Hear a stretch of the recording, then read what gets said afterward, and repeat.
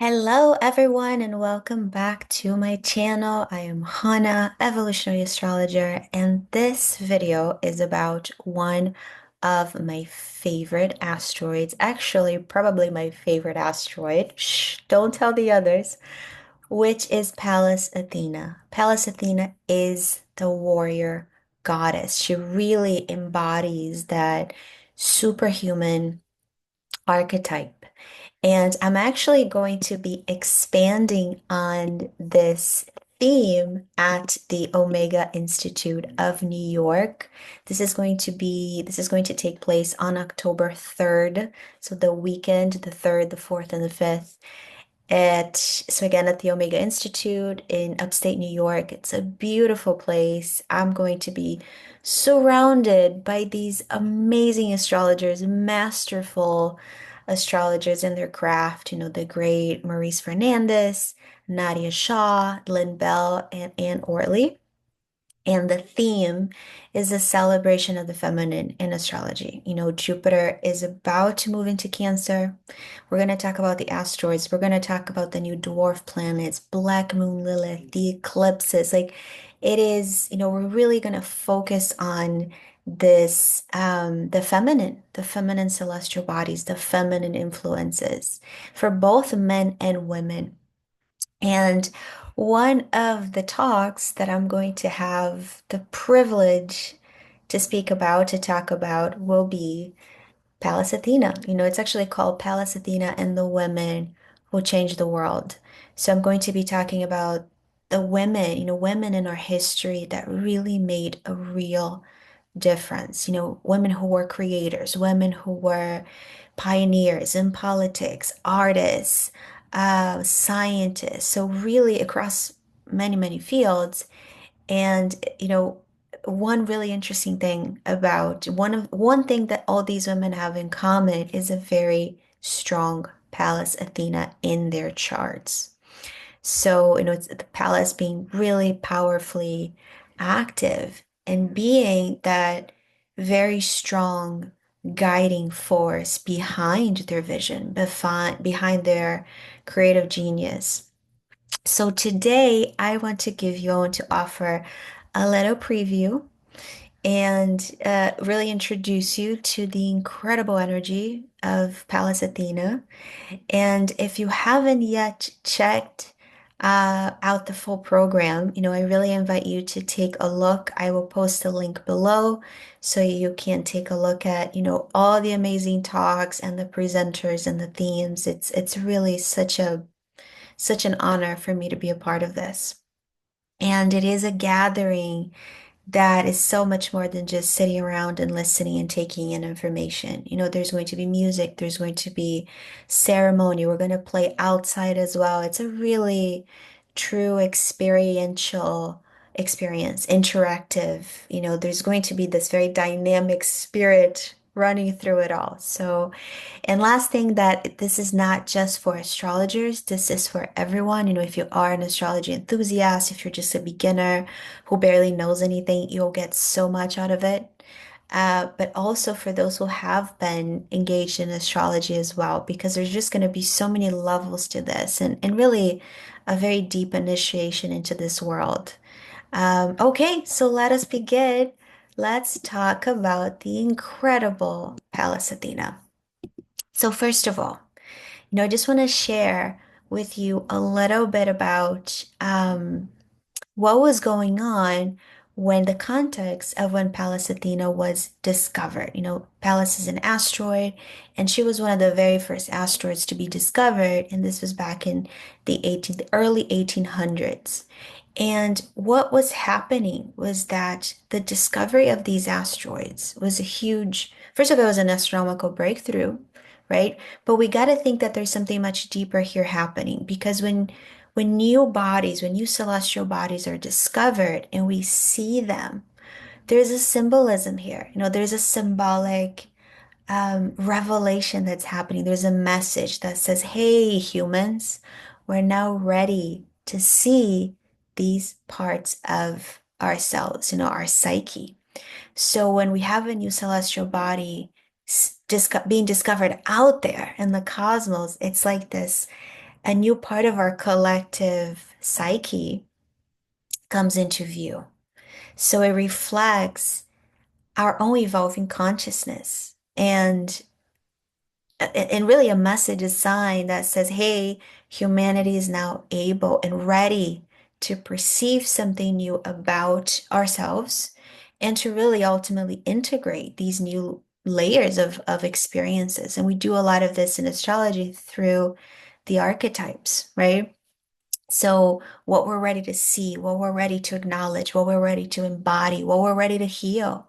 So the asteroids, during the 1800s and the discovery of the asteroids brought a new layer to human consciousness. So it's a really big deal. And then the other side of this, which is so interesting, is that until then, all the major planetary archetypes were mostly masculine. So we have Mars, named after the god of war. We had Jupiter, named after Zeus, the god, the king of the Olympus, the king of all the kings, the god of all the gods. We had Saturn being named after Cronus, the father of time and order and karma. Neptune, Poseidon, the god of the seas. So all of the planets were named after male deities, male gods. So the only female bodies were the only feminine energies and the entities, the representation of the feminine are the moon. Up until then, were the moon, who is representing the mother, the nurturer, and Venus, who's the partner and the wife. So you see that these were the really only the roles that women had back then, either as a mother or a partner or both. Everyone else was a male god. So when the astronomers start to name these new celestial bodies, these new asteroids after female goddesses from classical antiquity, from classical mythology, you see the divine feminine energies beginning to take up space in the world, but also in astrology. Astrology just being that reflective mirror. So you have the asteroids Ceres, Pallas Athena, Vesta, and Juno. Those are the most well-known, most well-studied asteroids. So you see how in each of these asteroids represent a facet of feminine wisdom, feminine power, feminine qualities, and also feminine wounds as well, you know? And then you start to see those things reflected in society. So, right when the asteroids are being discovered, we have in the 1800s the awakening of women's movement. So, it's a time where we have the seeds of feminism, the suffragettes, the women's rights were being, like all these seeds were being planted, and really a form of resistance to a deeply patriarchal world, right? And then we have of course, the full bloom of the women's liberation movements would come not until the 20th century, but the 19th century was really that point of where that foundation was really being established and laid out. So it really was this awakening of womanhood.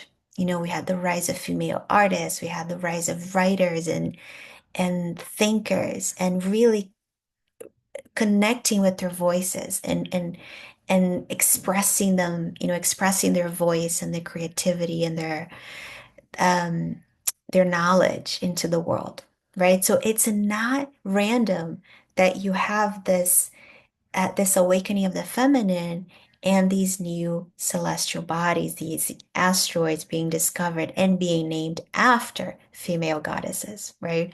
So you see the connection here. You see how this empowerment, um, and this feminine intelligence is now being part of the conversation and how that's becoming more and more part of society and our culture. All right. So after this little intro, I want to focus on Pallas Athena. Pallas Athena was discovered, it was one of the first asteroids to be discovered. And she was, so the goddess Pallas, it's she was all about the power of intellect, intelligence. She is a badass. She is the coolest. To begin with, she's not born from the womb like every other goddess. She's born from her father's head. So she's an actual idea that comes out of Jupiter's head, Zeus' head. Jupiter and Zeus, the same thing. So she really is the goddess of the mind. She is born fully ready. She's born superhuman, superwoman. She has the golden helmet. She wears the golden sandals. Those sandals can take her, carry her anywhere. And she doesn't, when she's born, she's not crying. She comes out ready. She's already whole. She really is Wonder Woman before the comic books. So it's this combination of the warrior goddess, her fierceness, her this really strong warrior quality, don't mess with me, but she also comes with vision and intelligence. Again, she's the goddess of the mind. So there's wisdom, there is cleverness, there's intellect, there's strategy. She's a strategist. And that capacity to see things into the future. She's also the goddess of war, right? The warrior goddess.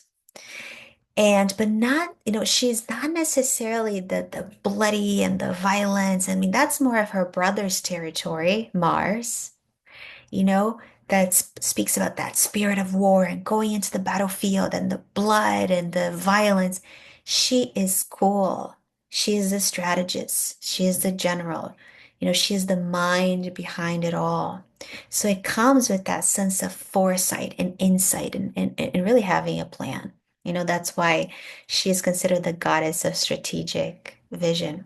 So I want to show you today some charts of women involved in war, you know, but also taking that Athena role of the bringing the intelligence and also kind of having that observant, witnessing role here. So some very graphic examples of war journalists, war correspondents, and you can think when we think about war correspondence, we can even think about that, the archetype of Pallas. Pallas had her helmet on. She was ready for war. She was dressed for war. She had the shield, she had the helmet. But she wasn't fighting the war. She was watching it. Very much like these amazing, so courageous ladies. Like one example is Christiane Amanpour. She's a journalist, she's a chief international anchor for CNN, and she's extremely famous for fearlessly reporting from war zones. She's covered war in so many places, Afghanistan, Iran, Rwanda, Bosnia. She's the one interviewing the world leaders. She's the one really talking about the major global, stuff going on. And she has Pallas in Aries. So here is her Pallas. This is a solar chart, by the way, so I don't know her exact time of birth, so we don't know exactly in what house this Pallas is located, but it is nonetheless a Pallas in Aries, which really shows that very strategic mind, but that courage, that boldness, that action. She's so action oriented. She's not hesitating into diving into these like really dangerous environments, these war zones, because she wants to expose the truth, the injustice, that Aries, really embodying that warrior.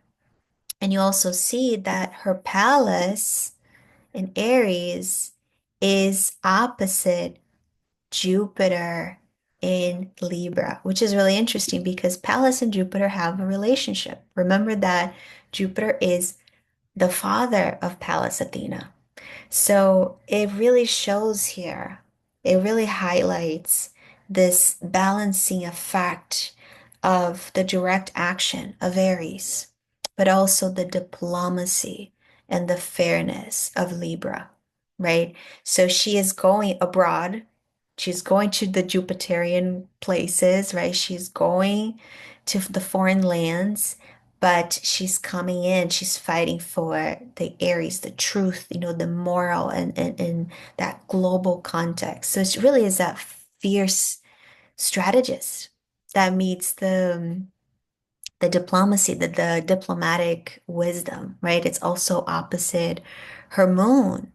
So which is so, another facet to this because she's covering these really emotionally charged, sometimes even heartbreaking stories of war, stories of death, stories of, human rights and a lot of suffering. But, and this is where Pallas comes in because Pallas is, it brings that capacity to have the clarity to almost like detach a little bit and not to be fully consumed by the war and by what's going on because there is a need here. It's almost like not getting so absorbed in the emotional chaos. Remember, Pallas is the goddess of the mind, so it's the capacity to detach and bring the mind, bringing the sharpness and the clarity and the objectivity and the strategic storytelling in order to convey something of a much larger nature. So, really being able to really hold the pain of the people in order to speak for justice, for wisdom, right? So yeah, so this is one great example of a great woman. Here are some pictures of her at war, dressed as Pallas, with her helmet and her her whole, geared up for war. But again, she's not fighting the war. She is witnessing and she is reporting from the battlefields. Another great example is Martha Gellhorn. Martha is one of the most famous, if not the most famous, influential female war correspondent. She pretty much covered all the major conflicts in the 20th century. The Spanish Civil War, the US invasion of Panama. She covered, so many. She's another really badass lady. And of course, she has Pallas in Scorpio. This is also a solar chart. I could not find her time of birth, but she does have a conjunction of Pallas and the Sun in the same degree, the 15th degree of Scorpio. So, intensity, depth, right? Relentless courage here. And again, another lady who was able to see, to witness so much of human suffering. And so Scorpio brings that the need to bring the truth, and that insight and really exposing what is hidden. So a lot of her identity, her sun qualities, her identity, her purpose, and ultimately her contribution to this world was being that intelligent woman, bringing her mind, being the reporter, telling us the truth. What is truth? What is propaganda? What's really happening, right? And, she was a very strategic reporter. She sneaked into many war zones, so there's a lot of planning here. One crazy example was that she actually snuck into Normandy on D-Day. And you know what she was doing? She was disguised as a nurse. No, she was denied official access, but she was a badass. She's like, nope, I am going. I am going. I have a duty here. I have something important to do. And this is really interesting too, because in the mythology of Pallas, and Pallas Athena, she was also connected to this guys. It was part of her strategy. For example, in the famous Odyssey, she Athena disguised herself to guide the heroes, so at one point she shows up as a young man, and then another point she shows up at like I believe a shepherd, so whatever suits the situation, she brings that um disguised as a strategy, you know. So and really to outsmart the opponents here. So you see how Martha does the same thing, and she goes in. She makes it. So one of the things was about very classic here, Athena tactic, is she went in. So what happened was she disguised herself as a nurse, and then she went into a hospital ship to cover the invasion. And that's something that Athena would have done in one of her myths. So yeah, another really impressive, courageous, brave lady, Martha Gellhorn. Another great example. I recently watched a movie called Lee with Kate Winslet. If you haven't seen this movie, it's really worth a watch. It's based on a true story. Lee Miller, she was an American artist. She started out as a model, a fashion model, but she ended up becoming a photographer, and then she ended up being a frontline war reporter during World War II. So she's actually one of the very few women to document the Second World War from the actual field, from being there. So again, you see the bravery, right? The guts, the courage, the fierceness. She goes into territories that are extremely dangerous. So she was actually a war correspondent for Vogue. What happened at the time was that the Vogue, the magazine, started to send women, not women, I'm sorry, started to send reporters and journalists to cover women's roles in the war effort. But Lee Miller, she pushed way far beyond that. She became one of the she became one of the only female photo journalists to report directly from the field.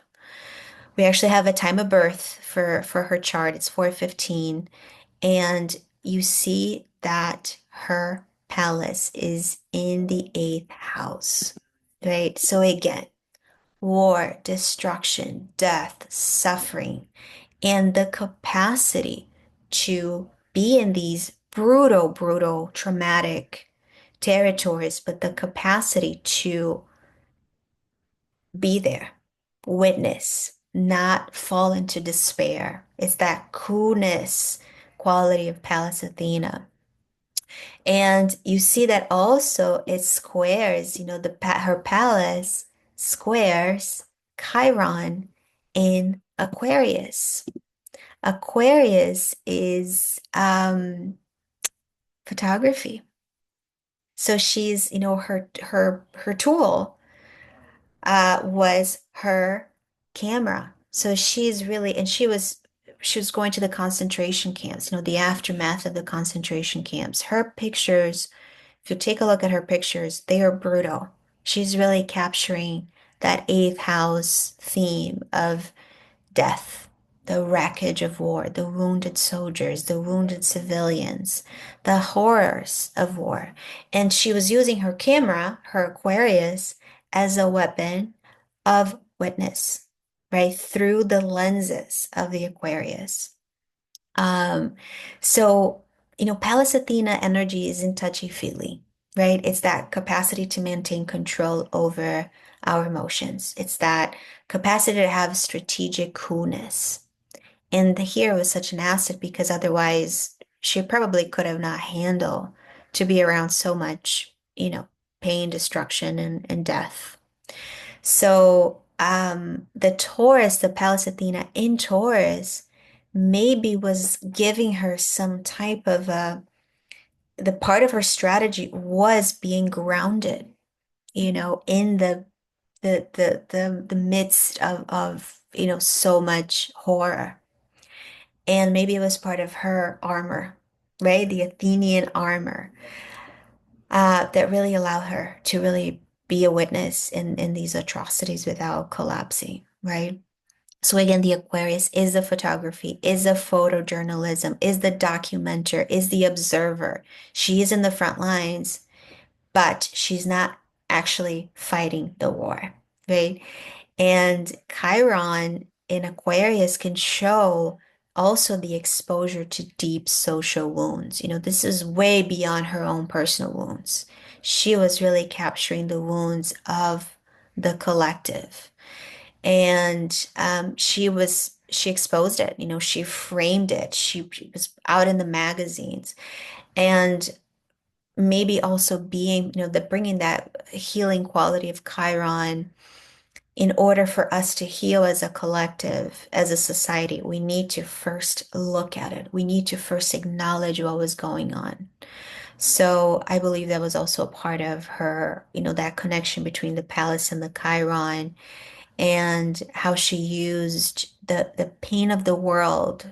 She brought the pain of the world into visual language that could really awaken collective consciousness, and say, hey, we cannot let this happen again. This is what truly happened. We can't let that happen again. And that takes me back to Pallas in the eighth house because it is about exposing, that's the Scorpio, the eighth house ruled by Scorpio. It's exposing the truth. We need to know what's really going on. We can't hide it. And that's what she did.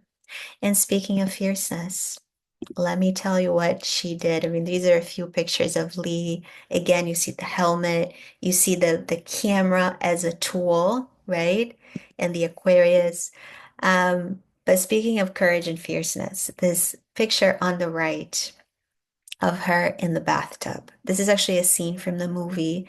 Again, I really recommend if you have a chance to watch this movie, please do, because we need to know about these women. We need to know about these badasses that did incredible things. And so this bathtub that you see in the picture, this is the actual picture. This is a now very famous photo of her bathing in Hitler's bathtub on the very day he died. So what she did, she went in, she was able to get into his house, and this is shown in the movie and how she did it. And she, got naked, really defying, right? These expectations, being that symbol for feminine resistance, going in, getting her picture taken.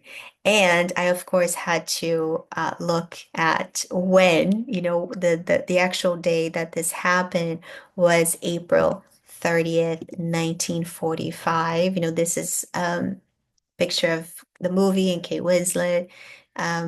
Really, really good movie if you have a chance to watch it. And this is the day that she sneaks in and she takes that very famous picture now with the in Hitler's bathtub. That courage and the guts, extraordinary. And you see the sun, it's interesting to see the sun coming into her palace. It's an 8-degree orb, but it's still here, and you also see the trine to Jupiter. So, and also the trine to um, the transiting Pallas, at 19 degrees Virgo. She was born with Pallas in 18 degrees Taurus. So there's like almost an exact trine here. And, bringing back again her pair of Pallas and Chiron, she was born on a square. That day, Chiron and Pallas were together in the sky. So you see that repetition of a cycle that she was born under. All right. So incredible women. But men have palaces too. One very famous one is Napoleon Bonaparte. Pallas sun. He was born with a Pallas sun. He was, I'm sure you know who he was. He was a French emperor. He was known for being a military genius. And you see that sun, Pallas in Leo in the 10th house, which is all about leadership ambitions, right? He was considered to be a great strategist, and he revolutionized really the battlefield tactics with speed and surprise, and he was known for like great coordination. So again, you see a strong Pallas, the mind, the intelligence, the capacity to have that greater vision into the future and really strategize and make bold decisions in times of crises. And again, Pallas keeps us cool in the midst of war, right? Pallas is the civilized side of war and the skills and the strategy. So again, the capacity that Napoleon had to be emotionally detached in these moments of crisis so he could make decisions. He could really bring the strategy when needed. And also the capacity to think outside the box, to go beyond, so it's like, okay, this is how we strategize. This is how we do military campaigns. And he, really up leveled that at many levels. This Pallas Sun conjunction is in Leo. We know that Leo has a flair for the dramatic, so this often manifested in his own battle tactics, in his military formations, the political moves. He knew how to make a good entrance, and he used that. Part of his strategy was to stage things. There was a level of performance here that really helped to elevate his influence and his authority. So it wasn't just about that sense of raw power. It was about creating an image, you know, of greatness and really controlling the narrative around his leadership. Again, this was part of the strategy. The theater of war was part of his strategy, and it really worked. Another um Another Pallas Athena, example, Steve Jobs, um, the best known for co-founding um, Apple, right? He was an inventor, he was a pioneer, he was brilliant. And you see here Pallas on a very strategic angle in his chart, right? It's a Pallas in the IC, very, very close to his IC. His IC is at 21 degrees. His Pallas was at 19 degrees of Sag. So Pallas is a strong force here, of first of all, in Sagittarius, it really expressed that broad vision, visionary thinking, big ideas, right? For Sag, the sky's too limiting.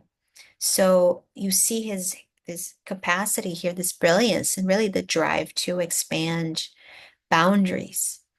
It's a Pallas in the third house, which is all about the technology, the computer. He was a pioneer of the personal computer. He had a huge, he was part of that revolution. And it's a mental, it's the power of the mind. So he had that strategic brilliance that Pallas, brought in the way he communicated, third house, right? Communication, his ideas, the way he told stories, and bringing that revolution of the way people interacted with technology, interacted with information. So, Pallas Athena in Sag and his IC. Of course, we got to talk about the Mercury in Aquarius, right? It's a Mercury in Aquarius in the fifth house. Again, it brings that genius, brilliant mind. Mercury is the mind, Aquarius is the brilliance and the genius, and unconventional and ahead of his time. So thinking outside the box. Fifth house is creativity. Fifth house is self-expression. So bringing a lot of innovation. And um, part of his strategy wasn't just about making great products, but it was also that storytelling that he brought and how he would introduce the products. So with Pallas and Sag, he saw, remember that foresight of Pallas, he saw a future world that at the time didn't exist yet. So insight that he sees it into the future. And we can say that this palace is sextiling this Mercury, you know. It's a station Mercury, which is very potent, it's very focused. Um, Station Mercury, it's when Mercury's not moving, you know, it's right in between the retrograde and the direct motion. So it's standing still. So it's focused, it's potent, it's dense, that dense energy. Uh, and here's another very interesting thing about when the first iPhone was released, was launched, which was back in June 29th, 2007. What do you see? Pallas conjunct Uranus, right? So you see this signature for innovation. Mind Palace, the power of the mind, the creative intelligence combined with Uranus, which is breakthroughs, technology, radical innovation. So when the first iPhone was launched, you know, it really shows that technological revolution and how it wasn't just a new phone, a new model, right? It completely rewired how we live, how we communicate, how we connect, you know, how we entertain ourselves, how we work. So it was this Uranian upgrade in human communications, right? Um, and you see also the Pisces, and the Pisces says it's a global thing. There's no physical boundaries. Everyone's going to have an iPhone, maybe not right away, but the potential is that it will really travel through Pisces. Things go viral, things travel because there's no physical boundaries, right? So it's really the collective consciousness. It's everyone. It's having that global reach that really that's what happened with the iPhone. It literally went everywhere. It still goes everywhere. So the Pallas Uranus here is really that representation of this, really a system changing device that really repattern how we operate human behavior at a very, very global scale. And of course, the technological innovation and being a disruptor, you know, that Uranus, it's like it disrupted how we thought, how we did things, our social habits, our economy, our communication. So you see, very, very, very important here.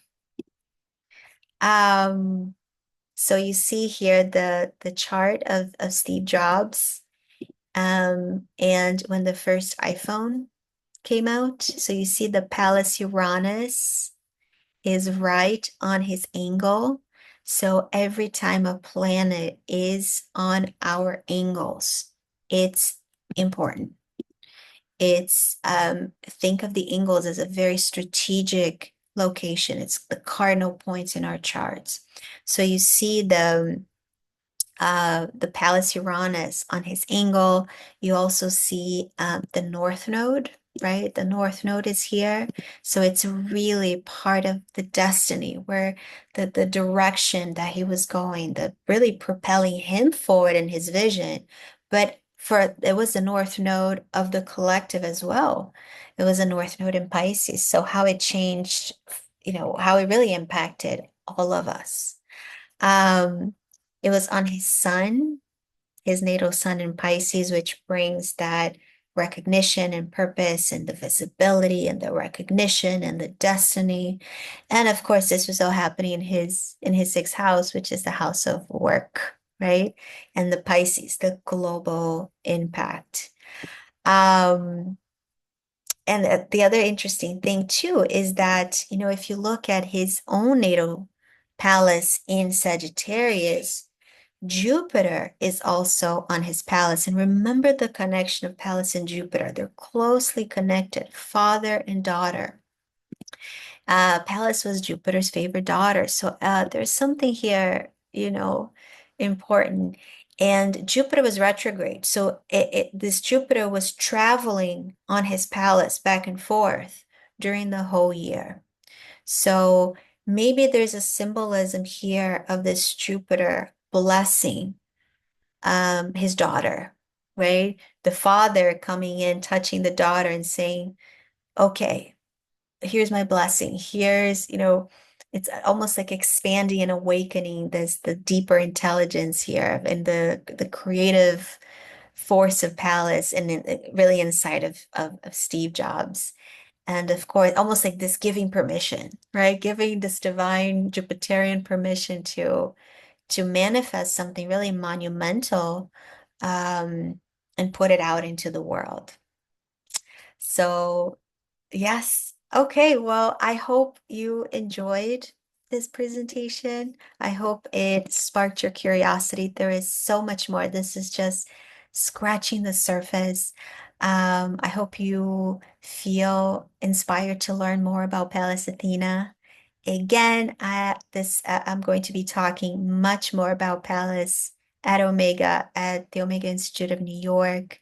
The theme is of the Pallas Athena talk is the women who changed the world. So women who did the unthinkable. I love for you to come. I love for us to dive deeper into this incredible, beautiful archetype. So please join us. Please check out the full program. The link is below. You can check out all the details, all the logistics, and everything you need to know. And finally, if you enjoyed this video, don't forget to like, don't forget to subscribe to my channel, leave a comment, let me know if there's specific topics that you'd like to learn more about. And on that note, thank you very much. I will see you next time.